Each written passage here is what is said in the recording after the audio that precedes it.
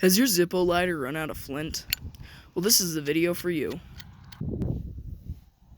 First, grab your spare piece of Zippo flint. Then grab out the Zippo lighter from within the Zippo case. Unscrew the spring which carries the flint. This might take a second to get it with your fingers. Just go ahead and grab that Zippo flint and put it right there where the spring was. This took me a second, okay? Give me a break. Next, you're just going to go ahead and put the spring back in and screw it in.